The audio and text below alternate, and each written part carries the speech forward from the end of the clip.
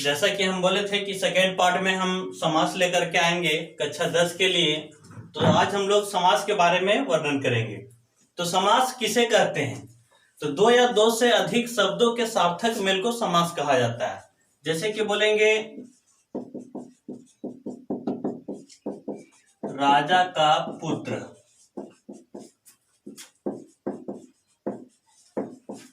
यहां पर क्या चीज हुआ कि यहाँ पर 3 शब्द है और 3 शब्द मिलकर के एक सार्थक शब्द बना, मतलब कि अर्थ वही होना चाहिए।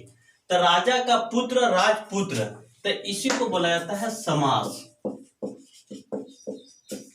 और इस पाठ को बोला जाता है विग्रह। और किसी भी समास में 2 पद होते हैं। एक होता है प्रथम पद या पूर्व पद के नाम से जाना जाता है, और दूसरा द्वितीय पद या उत्तर पद के नाम से जाना जाता है। ये हो गया पूर्व पद और ये हो गया मेरा उत्तर पद। तो समास में कितने पद होते हैं? 2 पद होते हैं, एक पूर्व पद और एक उत्तर पद होता है। और इसको जब हम लोग तोड़ेंगे, जैसे कि राजपुत्र, इसको हम लोग तोड़ेंगे राजा का पुत्र, तो ये जो पाठ आता है उसको हम लोग विग्रह के नाम से जानते हैं। अब जानेंगे कि समास के कितने भेद होते हैं। इसको आप लोग उतार लीजिए। तो समास के 6 भेद होते हैं। पहला अव्ययीभाव समास, तत्पुरुष समास, द्वंद्व समास, बहुव्रीहि समास, द्विगु समास और कर्मधारय समास। सबसे पहले हम लोग ट्रिक के माध्यम से यहाँ पर जान रहे हैं, परिभाषा नहीं लिखना है।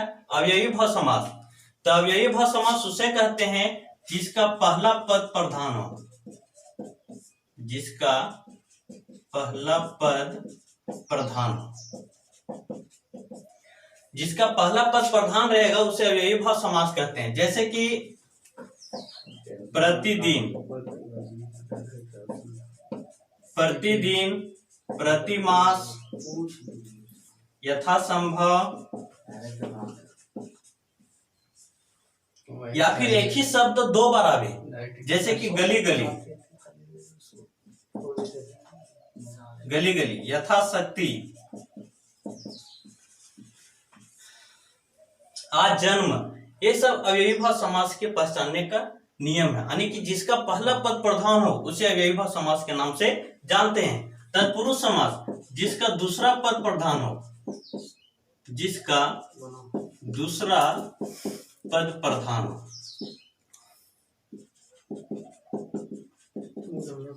या फिर वैसे समास जिसका विग्रह करने पर कारक चिन्ह आता हो, जैसे कि राजमहल।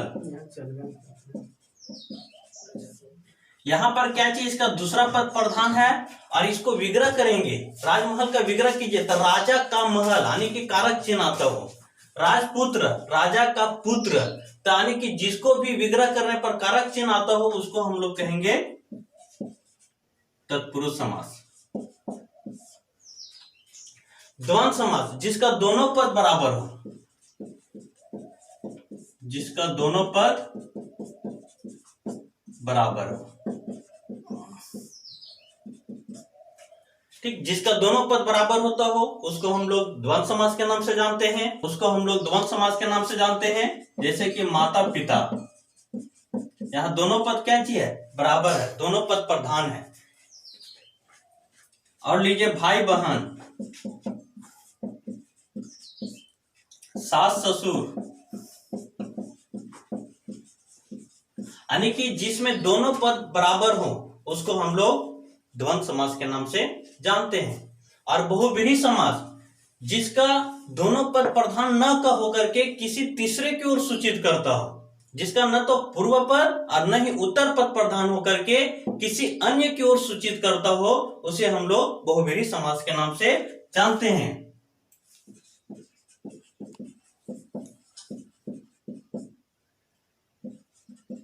जैसे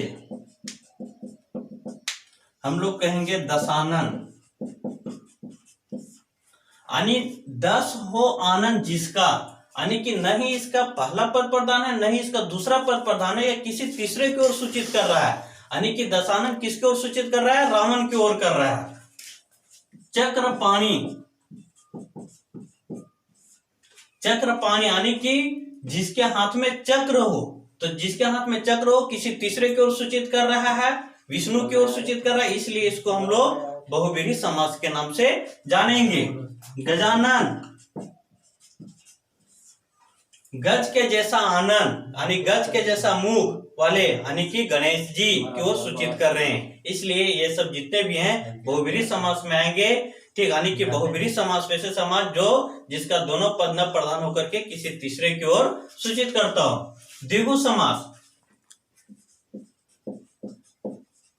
जिसका पूर्व पद संख्यावाचक है, संख्यावाचक हो, यानी जिसका पूर्व पद क्या चाहिए हो, संख्यावाचक हो। पहला पद संख्यावाचक होना चाहिए, जैसे कि बोलेंगे त्रिभुज, त्रि मतलब तीन, जिसका तीन भुजा हो। पंचवटी यानी कि पंच, यहाँ पर पहला पद क्या आ रहा है, संख्यावाचक आ रहा है, इसलिए इसको द्विगु समास के नाम से जानेंगे। अठन्नी, ये सब क्या हो जाएंगे, द्विगु समास, यानी कि जिसका पहला पद संख्यावाचक हो। अब कर्मधारय समास, कर्मधारय समास यानी कि इसमें क्या चाहिए, विशेषण विशेष्य की प्रधानता होती है।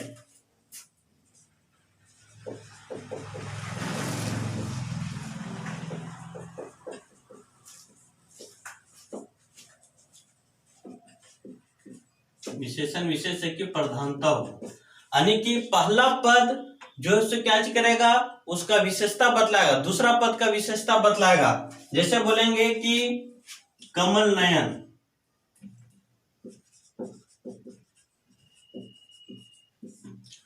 यानी नयन किसके जैसा है, कमल के जैसा है। चंद्रमुख,